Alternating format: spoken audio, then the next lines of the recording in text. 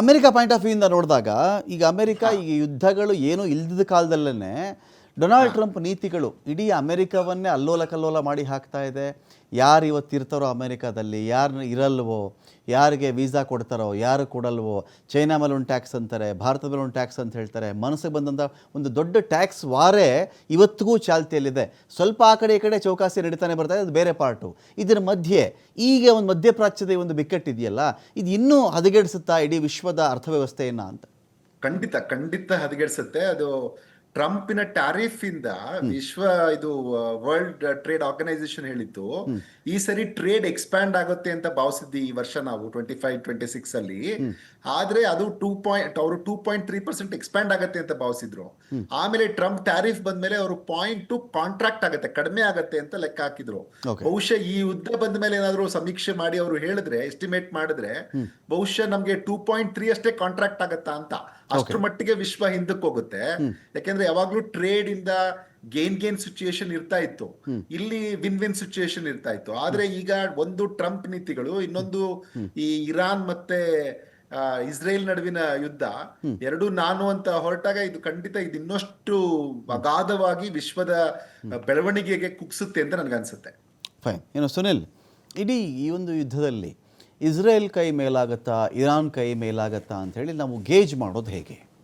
ಅಂದರೆ ನಾವು ಅಳಿಯೋಕ್ಕಾಗತ್ತಾ? ಈಗ ನಾವು ಯಾರ್ಯಾರ ಬಳಿಲಿ ಯಾವ್ಯಾವ ಶಸ್ತ್ರಾಸ್ತ್ರ ಸಂಗ್ರಹ ಇದೆ ಎನ್ನುವುದರ ಆಧಾರದ ಮೇಲೇ ಯುದ್ಧ ಇವರೇ ಗೆದ್ದು ಬಿಡ್ತಾರೆ ಅಂತ ನಾವು ಹೇಳೋಕ್ಕಾಗಲ್ಲ. ಖಂಡಿತ ಆಗಲ್ಲ. ಜೊತೆಗೆ ಇಲ್ಲಿ ಇಸ್ರೇಲ್ ಜೊತೆಗೆ ಅಮೆರಿಕ ಇರುವ ಕಾರಣದಿಂದಾಗಿ ಚಾನ್ಸಸ್ ಎಷ್ಟು ಮಟ್ಟಿಗೆ ಜಾಸ್ತಿ ಇದೆ ಇಸ್ರೇಲ್ಗೆ?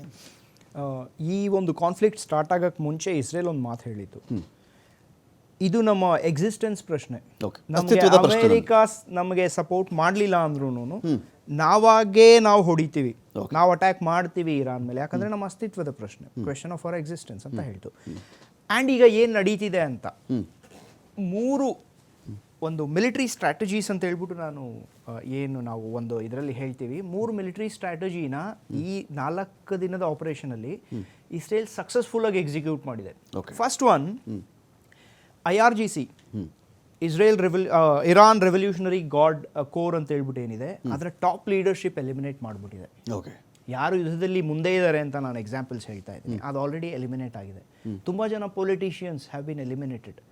ಎಲ್ಲಿವರೆಗೂ ಅಂತ ಹೇಳಿದ್ರೆ, ಅವರು ಅದಕ್ಕೆ ಕರೆಕ್ಟಾಗಿ ಆನ್ಸರ್ ಮಾಡಿಲ್ಲ.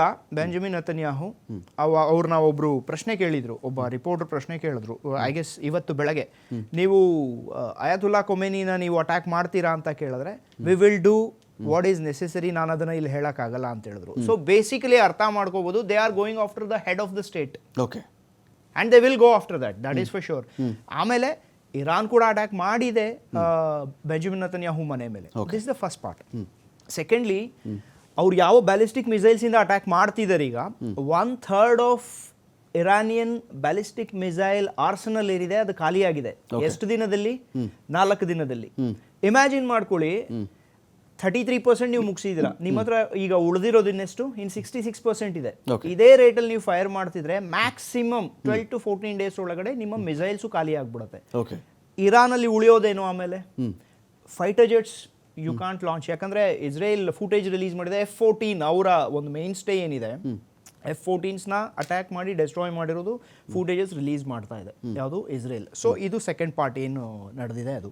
ದ ಥರ್ಡ್ ಒನ್, ಅವ್ರ ಏರ್ ಡಿಫೆನ್ಸ್ ಟೋಟಲಿ ಡೆಸ್ಟ್ರಾಯ್ ಆಗಿಬಿಟ್ಟಿದೆ. ಯಾವ ಒಂದು ಏರ್ ಸ್ಪೇಸ್ ಡಾಮಿನೇಷನ್ ಟೋಟಲಿ ನಮ್ಗೆ ಬೇಕಾದಾಗ ಆನ್ ಕಾಲ್ ನಾವು ಹೋಗಿ ಅಟ್ಯಾಕ್ ಮಾಡ್ಬೋದು ಅಂತ ಹೇಳ್ಬಿಟ್ಟು ಇಸ್ರೇಲ್ ಹೇಳಿದೆ ಅಲ್ವಾ. ಸೊ ಇಷ್ಟೊಂದೆಲ್ಲ ಇಸ್ರೇಲ್ ಮಾಡಿರೋವಾಗ it's very well understood, this is not a one day plan. ಇದು ರಿಯಾಕ್ಷನ್ ಅಲ್ಲ, ಇಟ್ಸ್ ಅ ಸ್ಟ್ರಾಟಜಿಕ್ ಆಪರೇಷನ್. ಅವರು ರೈಸಿಂಗ್ ಲೈನ್ ಅಂತ ಹೇಳ್ಬಿಟ್ಟು ಏನ್ ಮಾಡ್ತಾ ಇದ್ದಾರೆ, ಆ ಆಪರೇಷನ್ ಅಲ್ಲಿ ಇವೆಲ್ಲ objective step by step. And I am sure ಇಷ್ಟೊಂದೆಲ್ಲ ನಡೆಯುವಾಗ ರಿಟಾಲಿಯೇಷನ್ ಕೂಡ ಅವ್ರು ಎಕ್ಸ್ಪೆಕ್ಟ್ ಮಾಡಿದ್ರು. ದಟ್ ಇರಾನ್ ಪ್ಲಸ್ ಇರಾನಿಯನ್ ಅವರ ಇವರು ಪ್ರಾಕ್ಸಿಸ್ ಏನಿದ್ದಾರೆ, ಹೌತೀಸ್ ಆಗ್ಬೋದು, ಇಲ್ಲ ಅಂತ ಹೇಳಿದ್ರೆ ಲೆಬನನ್ ಆಗ್ಬೋದು, ಹಮಾಸ್ ಆಗ್ಬೋದು, ಇವ್ರು ಅಟ್ಯಾಕ್ ಮಾಡ್ತಾರೆ ನಮ್ಮ ಮೇಲೆ ಗೊತ್ತು. And they were ready for it. ಜನನು ರೆಡಿ ಮಾಡಿದ್ರು, ಏನೇನು ಇಂಪ್ಯಾಕ್ಟ್ ಆಗುತ್ತೆ ಅದಕ್ಕೆಲ್ಲ ಅವ್ರು ರೆಡಿ ಮಾಡ್ಕೊಂಡಿದ್ರು. ಇಂಪ್ಯಾಕ್ಟ್ ಆಗ್ತಿದೆ. ಬಟ್ ಇವತ್ತು ಒಂದು ಮೋಸ್ಟ್ ಇಂಪಾರ್ಟೆಂಟ್ ವಾರ್ನಿಂಗ್ ಏನ್ ಬಂದಿದೆಯಲ್ಲ, that warning that was told by Donald Trump, American president, Tehran ಖಾಲಿ ಮಾಡಿ. And he came back from G7. ಏನಕ್ಕೆ? Something big is happening right now. ಅಲ್ಲೇನೋ ನಡೆಯುತ್ತೆ. ಅಂದರೆ ಬೆಂಜಮಿನ್ ನೆತನ್ಯಾಹು ಹೇಳಿದರೆ we are going after his head. Okay. Open ಆಗಿ ಹೇಳಿಲ್ಲ, indirect ಆಗಿ ಹೇಳಿದ್ದಾರೆ. ಡೊನಾಲ್ಡ್ ಟ್ರಂಪ್ ವಾಪಸ್ ಬಂದಿದ್ದಾರೆ ಆ್ಯಂಡ್ ಟೆಹರಾನ್ ಖಾಲಿ ಮಾಡಿ ಅಂತ ಹೇಳಿದ್ದಾರೆ. ಆಲ್ರೆಡಿ ಜನ ವಾಪಸ್ ಹೋಗ್ತಾರೆ, ಅವ್ರಿಗೆ ಗೊತ್ತಾಗ್ತಿಲ್ಲ ಎಲ್ಲಿ ಹೋಗಬೇಕು ಅಂತ, ಫುಲ್ ಬ್ಲಾಕ್ ಆಗಿಬಿಟ್ಟಿದೆ ಟೆಹರಾನ್. ಬಟ್ ಅಟ್ಯಾಕ್ ಅಂತೂ ನಿಲ್ಲಲ್ಲ. So this is where it is standing.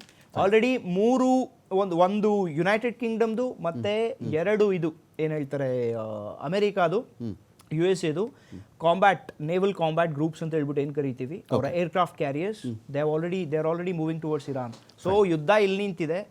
Clearly Israel is ahead in this. And Iran ಹತ್ರ ಹೊಡೆದಾಡಕ್ಕೆ ಅಂತ ಹೇಳ್ಬಿಟ್ಟು ಜಾಸ್ತಿ ಏನು ಉಳಿದಿಲ್ಲ. ಆ್ಯಂಡ್ ಅವ್ರ nuclear program already if reports are to be believed ಹಿಂದೆ ಹೋಗಾಗಿದೆ. ಅವ್ರೀಗ ಎನ್ರಿಚ್ ಮಾಡೋಕ್ಕಾಗಲ್ಲ ಫರ್ದರ್.